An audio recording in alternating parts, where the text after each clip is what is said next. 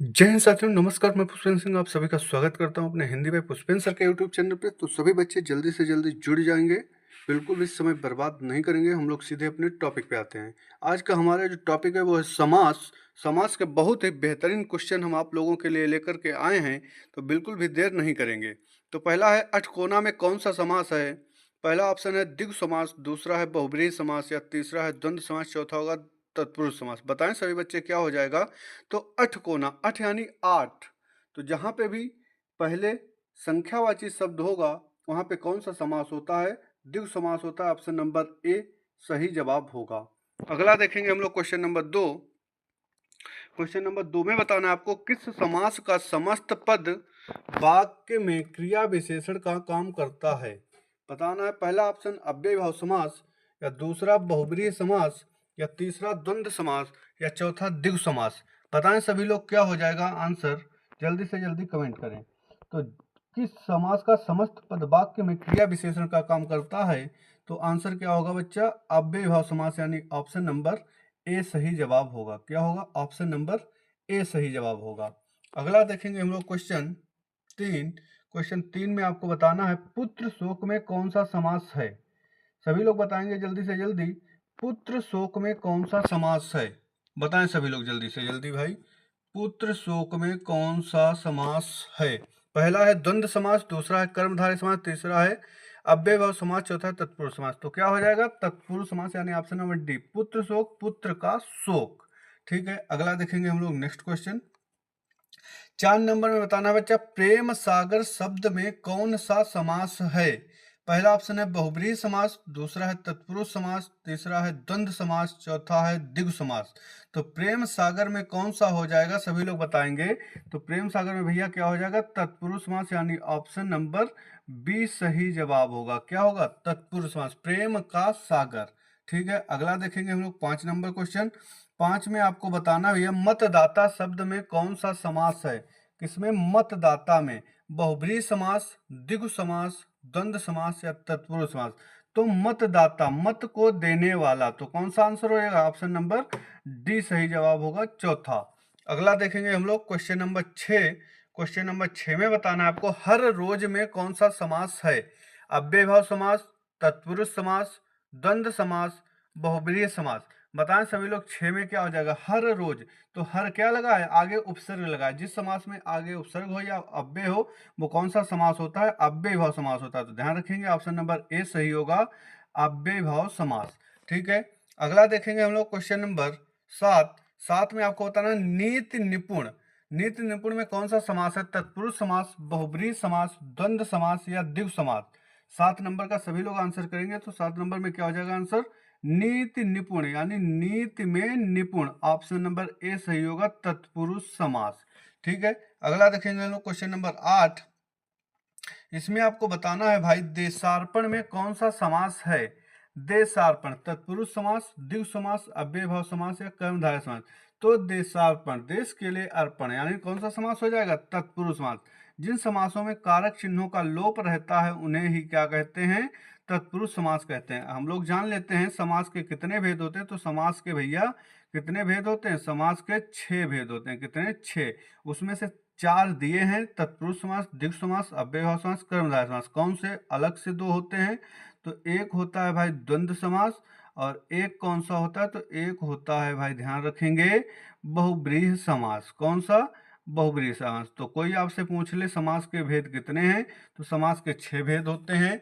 अव्ययीभाव समास, तत्पुरुष समास, द्विगु समास, द्वंद्व समास, कर्मधारय समास और बहुब्रीहि समास। कोई आपसे पूछ ले तत्पुरुष समास के कितने भेद होते हैं, तो तत्पुरुष समास के भी भेद कितने होते हैं?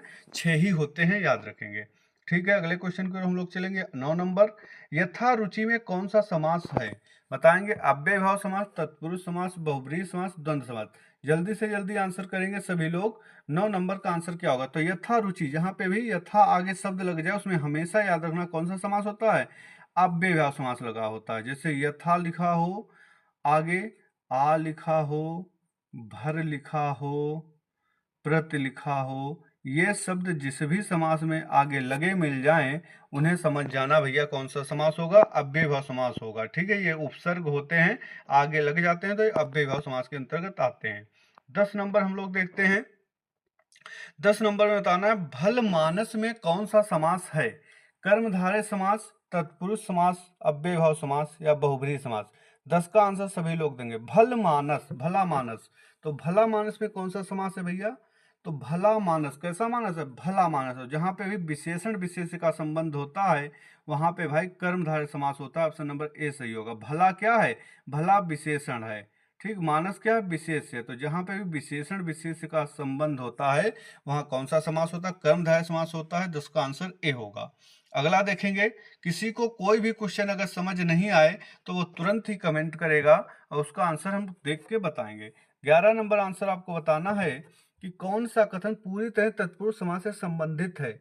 इसमें पूर्व पद प्रधान होता है तो ये गलत हो गया। तत्पुरुष समास में उत्तर पद प्रधान होता है। दूसरा दिया है इसमें पूर्व पद संख्यावाची होता है तो ये भी गलत हो गया। ये किसमें होता है? द्विगु समास में होता है। अगला दिया इसमें प्रायरू उत्तर पद प्रधान होता है तो हमेशा हमने आप लोगों को बताया है कि याद रखो तत्पुरुष समास में हमेशा उत्तर पद प्रधान होता है। और इसमें लिखा है इसमें पूर्व पद अव्यय होता है तो ये भी नहीं, अव्यय भाव में पूर्व पद अव्यय होता है, इसलिए तीनों गलत हो गए। ऑप्शन नंबर सी सही हो जाएगा। 12 नंबर हम लोग देखते हैं, जिस सामासिक शब्द में पूर्व पद और उत्तर पद गौड़ होते हैं और कोई तीसरा पद प्रधान होता है वहां कौन सा समास होता है? तो ये बात बहुत आसान है, सभी बच्चों को पता होगी। जिसमें तीसरा पद प्रधान हो वहां भाई बहुब्रीहि समास होता है। ऑप्शन नंबर ए सही होगा। जैसे दशानन, दस हैं आनंद जिसके अर्थात रावण। जैसे लंबोदर, लंबा है उधर जिसका अर्थात गणेश जी। जैसे चक्रपाणि, चक्र है पाणी में यानी हाथ में जिसके अर्थात विष्णु जी। जैसे वीणा पाणी, वीणा है हाथ में जिससे अर्थात सरस्वती माता, ठीक है। तो जो विशेष शब्द होते हैं विशेष लोगों के यूज किए जाते हैं जिनमें कोई तीसरा प्रधान होता है उनको क्या कहते हैं? बहुब्रीहि समास कहते हैं। ये वाली परिभाषा याद रखना, इसी तरीके से क्वेश्चन आएगा। अगला देखते हैं हम लोग, 13 नंबर आपको बताना है कि अनुरूप में कौन सा समास होगा। कौन सा है? अनुरूप। तो अनुरूप में बताएं भैया सभी लोग क्या हो जाएगा आंसर? तत्पुरुष समास, बहुब्रीहि समास, कर्मधारय समास या अव्ययभाव समास। और अनु, अनु क्या है? आगे उपसर्ग लगा हुआ है तो इसलिए क्या हो जाएगा? अव्ययभाव समास। अनुरूप यानी रूप के अनुसार समास। विग्रह क्या बनेगा? रूप के अनुसार, अनुरूप। अगला देखेंगे हम लोग, 14 नंबर क्वेश्चन आपको बताना है द्वंद्व समास में कौन सा पद प्रधान होता है? पूर्व पद प्रधान होता है या उत्तर पद प्रधान होता है या दोनों पद प्रधान होते हैं या कोई तीसरा प्रधान होता है? तो सभी को पता है पूर्व पद अव्ययभाव समास में प्रधान होता है, तत्पुरुष समास में उत्तर पद प्रधान होता है, अभी बताया। दोनों पद प्रधान होते हैं किसमें? द्वंद्व समास में, ठीक है। तो इसका आंसर क्या हो जाएगा? सी हो जाएगा, दोनों पद प्रधान द्वंद्व समास। कोई तीसरा पद प्रधान होता है किसमें? तो बहुब्रीहि समास रहेगा। अगला देखेंगे हम लोग नेक्स्ट, इसमें आपको होता ना आमरण में कौन सा समास है? तत्पुरुष समास है, अव्ययभाव समास है, द्वंद्व समास है या द्विगु समास है? आमरण यानी जब तक मर नहीं जाते आमरण अनशन करेंगे, यानी जब तक जान नहीं निकल जाएगी तब तक हम अनशन करते रहेंगे, ऐसे देखा होगा आप लोगों ने। तो आ आगे उपसर्ग लगा है, मरण शब्द है, मरण में आ आगे उपसर्ग लग गया तो इसलिए कौन सा समास हो जाएगा? जिसमें उपसर्ग आगे लग जाए, अव्यय हो जाए तो वो क्या होता है? अव्ययभाव समास होता है, यानी ऑप्शन नंबर बी सही जवाब होगा। सभी को समझ आ रहा है? कमेंट करके बताएं भाई, कमेंट करें कैसी क्लास लग रही है। आप लोगों को बहुत ही बेहतर तरीके से अच्छे से क्वेश्चन ऐसे ही हम डेली आपको कराते रहेंगे। बस मेहनत से पढ़ते रहिए, सिलेक्शन लेते रहिए। नेक्स्ट क्वेश्चन बताइए 16 नंबर, सत सई किस समास का उदाहरण है? 16 नंबर आपको बताना है सत सई तत्पुरुष समास, कर्मधारय समास, द्वंद्व समास या द्विगु समास। तो सतसई में भैया क्या होता है? सतसई 700 दोहों का समूह, यानी ऑप्शन नंबर डी सही होगा, द्विगु समास। अगला देखेंगे हम लोग 17 नंबर क्वेश्चन, प्रत्यंग किस समास का उदाहरण है? बताएं। अव्ययभाव समास, तत्पुरुष समास, द्विगु समास या द्वंद्व समास। तो प्रत्यंग कैसे लिखा जाएगा? प्रतिधन अंग यानी प्रत्यंग, प्रति आगे उपसर्ग लग गया इसलिए कौन सा समास हो जाएगा? अव्ययभाव समास हो जाएगा, यानी ऑप्शन नंबर ए सही होगा। अगला देखेंगे हम लोग 18 नंबर क्वेश्चन, इसमें बताना है मृग नयन में कौन सा समास है? अव्ययभाव समास, कर्मधारय समास, तत्पुरुष समास या द्वंद्व समास। 18 नंबर में सभी बच्चे कमेंट करेंगे मृग नमन, मृग नयन यानी तो मृग के समान नयन। तो जहां पे भी के समान आता है विग्रह करने पे तो कौन सा समास होता है? कर्मधारय समास होता है, इसलिए याद रखेंगे मृग नयन में कर्मधारय समास, यानी ऑप्शन नंबर बी सही होगा। 19 नंबर बताएंगे सभी लोग, कला प्रवीण में कौन सा समास है? कला प्रवीण, बहुब्रीहि समास, तत्पुरुष समास, द्वंद्व समास या अव्ययीभाव समास। तो कला प्रवीण यानी कला में प्रवीण, तो कौन सा हो जाएगा? तत्पुरुष समास हो जाएगा। ऑप्शन नंबर बी सही होगा। अगला भाई लोग हमारे बताएंगे सभी कि 20 नंबर में क्या होगा? राज दरबार में कौन सा समास है? अव्ययीभाव, तत्पुरुष, द्वंद्व या द्विगु। सभी लोग जल्दी से जल्दी क्वेश्चन का आंसर देंगे। 20 नंबर में आंसर क्या हो जाएगा? राज दरबार यानी राजा का दरबार। ऑप्शन नंबर बी सही होगा, तत्पुरुष समास। ठीक है, ऑप्शन नंबर बी सही होगा, राजा का दरबार। आगे देखेंगे हम लोग नेक्स्ट क्वेश्चन। इसमें बताना है यथा संभव में कौन सा समास है? तत्पुरुष समास, कर्मधारय समास, बहुब्रीहि समास या अव्ययीभाव समास।